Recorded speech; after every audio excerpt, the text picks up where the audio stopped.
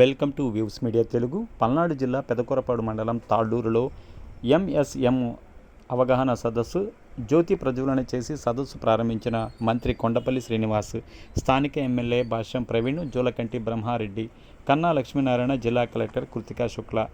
మంత్రి కొండపల్లి శ్రీనివాస్ మాట్లాడుతూ నియోజకవర్గంలో అవగాహన సదస్సు ఏర్పాటు చేసినందుకు అభినందనలు తెలిపారు. ప్రతి గ్రామంలో ఎంఎస్ఎంఈ ద్వారా యువతకు ఉపాధి అవకాశం ఉంటుంది. ప్రతి ఇంటికి పారిశ్రామికవేత్త తయారు చేయడమే ముఖ్య ఉద్దేశమని, గారపాడులో ఎంఎస్ఎంఈ ఇండస్ట్రియల్ పార్క్ ఏర్పాటు చేసి అభివృద్ధి చేస్తాం.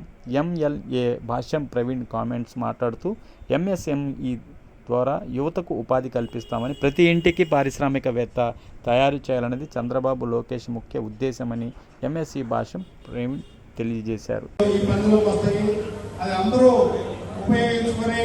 సక్సెస్ అవ్వాలని కోరుకుంటున్నాను.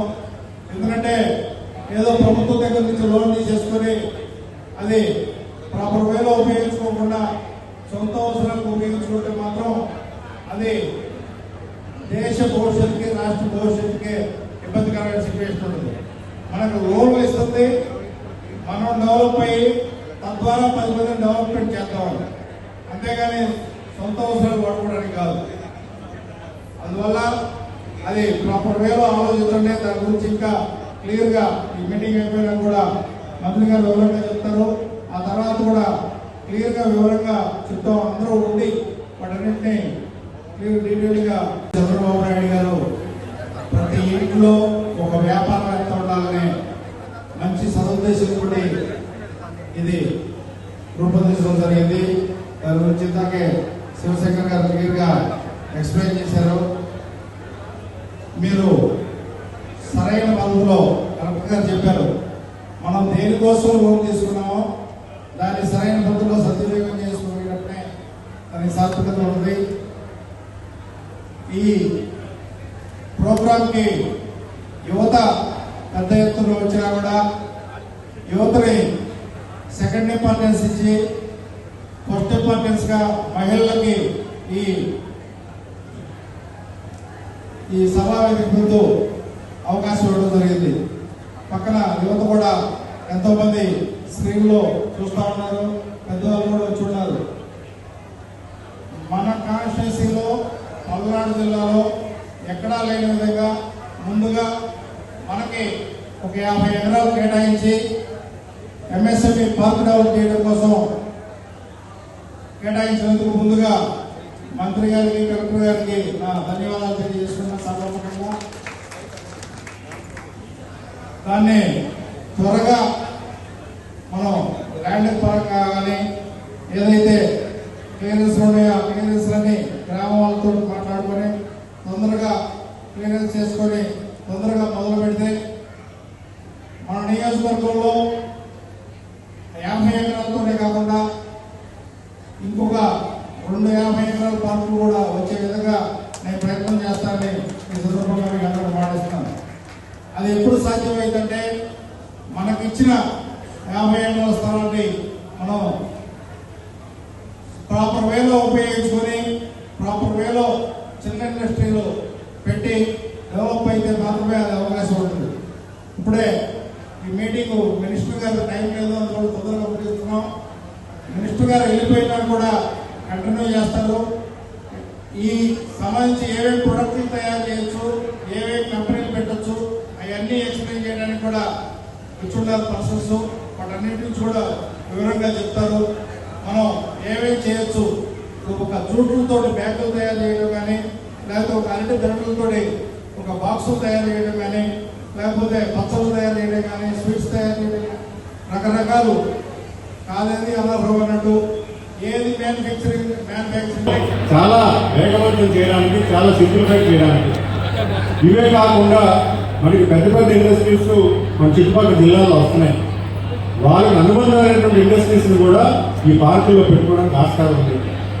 ఇవన్నీ కూడా గౌరవ ముఖ్యమంత్రి గారు ఎప్పటికప్పుడు పరిశీలన చేస్తున్నారు. మీ అందరినీ కూడా ఆయన ఉద్దేశించి మాట్లాడుతూ ఉన్నారు. ప్రతి నెలలో కూడా సుమారు 4-5 సార్లు ప్రజల మధ్యగా వచ్చి ప్రజలు ప్రభుత్వంతో తోడైతే ఖచ్చితంగా ఆర్థిక అభివృద్ధి అనేది రాష్ట్రానికి అభివృద్ధి జరుగుతుంది అనేది ఆయన ముఖ్య ఉద్దేశం.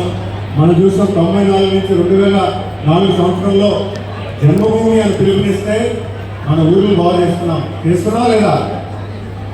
మరి అలాంటి మంచి ఉద్దేశంతో ఈరోజు ప్రతి నెల గౌరవ ముఖ్యమంత్రి గారు నెలకు 6 సార్లు వచ్చి పెన్షన్ పంపిణీ అవ్వచ్చు కానీ, స్వర్ణాంగ స్వచ్ఛాంధ్ర అవ్వచ్చు కానీ, మీ పాస్పోర్ట్ పంపిణీ అవ్వచ్చు కానీ, లేదా మంచి కంపెనీలు ఓపెన్ చేయడం కానీ మిమ్మల్ని ఉద్దేశించి మిమ్మల్ని చైతన్యవంతులు చేసి ప్రభుత్వంలో భాగస్వామ్యం చేయడానికి పెద్ద ఎత్తున గౌరవ ముఖ్యమంత్రి గారు పరిపాలన కొనసాగిస్తున్నారు.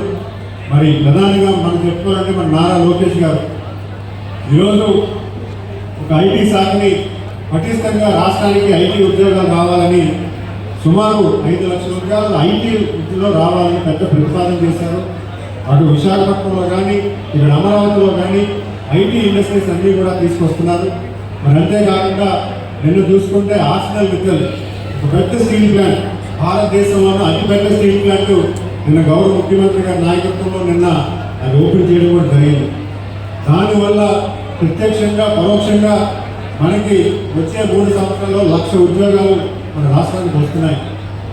ఇవన్నీ ఎందుకు చెప్తున్నామంటే మన రాష్ట్రం అత్యున్నత స్థాయికి వెళ్ళాలి, దేశంలో ఉన్నటువంటి రాష్ట్రాల్లో మనమే ముందడుగు ఉండాలి, ప్రతి ఒక్కరికి కూడా ఒక మంచి అవకాశం కల్పించాలి. అటు సంక్షేమంలోని అభివృద్ధిలోని ఈ రాష్ట్రం దేశంలోనే నెంబర్ 1 అయ్యేలాగా ఈరోజు గౌరవ ముఖ్యమంత్రి గారు పనిచేస్తున్నారు. 5 లక్షల పారిశ్రామికలు తయారు చేయమని ఈరోజు డ్వాక్రా సంఘాలందరికీ కూడా ప్రభుత్వం ఇచ్చినటువంటి కార్యాచరణ. ఇవన్నీ ఎందుకు ఇస్తున్నామంటే మీలో ఒక ఉత్తేజం కావాలి, మీరు ఆర్థిక స్వావలంబన కావాలి, ఆర్థికంగా అభివృద్ధి జరగాలి, మీ కుటుంబాలు మెరుగైనటువంటి వ్యవస్థలోకి వెళ్ళాలి. మీరు ఒక ఎంఎస్ఎంఈ ఇండస్ట్రీ పెడితే మీ ద్వారా ఒక 2-3 ఎంప్లాయ్మెంట్ అవుతుంది. జనరల్గా ఒక ₹1,00,00,000 ఇండస్ట్రీ పెద్ద ఇండస్ట్రీస్ ఒక ₹1,00,00,000 పెట్టుబడి పెడితే ఒకరికి ఎంప్లాయ్మెంట్. అదే ఎంఎస్ఎంఈ ఇండస్ట్రీస్లో ₹1,00,00,000 పెట్టుబడి పెడితే 10 మందికి ఎంప్లాయ్మెంట్. అక్కడ ఎంప్లాయ్మెంట్ మనకు సమకూర్చవచ్చు, అలాగే స్వయం ఉపాధి కూడా కల్పించవచ్చు. ఈరోజు స్థానిక శాసనసభ్యులు చెప్తున్నారు, ఇక్కడ చాలా వరకు రైతు వారి పంటలు ఎక్కువ ఉన్నాయి, స్పైసెస్ ఉన్నాయి, లేదంటే కాటన్ ఉన్నాయి. ఈరోజు చూసుకుంటే పెద్ద పరిశ్రమలు ఉన్నాయి, చిన్న పరిశ్రమలు లేవు. చిన్న పరిశ్రమలకు ఏం చేయాలనే దాని మీద మనకి డ్వాక్రా సంఘాల్లో కానీ క్లస్టర్ డెవలప్మెంట్ ప్రోగ్రాంలో కానీ మండలానికి ఒకటి ఇవ్వడం జరుగుతూ ఉంది. మండలానికి ఒక క్లస్టర్ ఇస్తాం, సుమారు ఒక 3 కోట్లు 4 కోట్లు పెట్టి మీకు ఏం తయారు చేసుకోవాలనుకుంటే దానికి ఒక ఉత్పత్తి తయారు చేసేందుకు ఒక 3 కోట్లు 4 కోట్లు ప్రభుత్వం ఇచ్చి ఒక మిషనరీ పెడుతుంది. పండించిన పంట రైతు ఆ మిషనరీ దగ్గరికి వెళ్ళి మీరు పండించిన పంట మీద ఏదో ఉత్పత్తి తయారు చేసుకోవచ్చు. అంటే మీకు పెట్టుబడి లేకుండా ప్రభుత్వం కూడా ఈరోజు చొరవ చూపిస్తుంది. అంటే మీరు ఉత్పత్తి తయారు చేయండి, మీరు మెరుగైన వ్యవస్థలోకి వెళ్ళాలి. ఎందుకంటే ఈరోజు ఇరిగేషన్ ప్రాజెక్ట్స్ కానీ తాగునీటి సమస్యలు కానీ ఇవన్నీ కూడా మనం సమకూరుస్తున్నాం. గౌరవ ముఖ్యమంత్రి గారి లీడర్షిప్లో ఇంకా మనం బాగా చేసుకున్నాం. అలాగే పారిశ్రమ అభివృద్ధి కోసం గౌరవ ముఖ్యమంత్రి గారు చాలా విధి విధానాలు సమకూరుస్తున్నారు. ఈరోజు చూసుకుంటే ప్రతి నియోజకవర్గంలో కూడా ఒక ఎంఎస్ఎంఈ పార్కులు పెడుతున్నారు.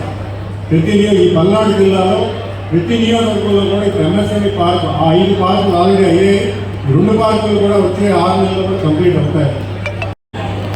పండించిన పంటను అమ్ముకోవడం తెలుసు.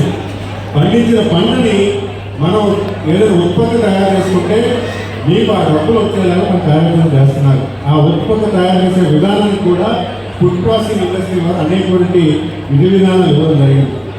మరి అలాగే మీరు చూసుకుంటే ఫిషరీస్ డిపార్ట్మెంట్ కానీ ప్రతి దాంట్లో కూడా ఒక అవకాశం ఉంది.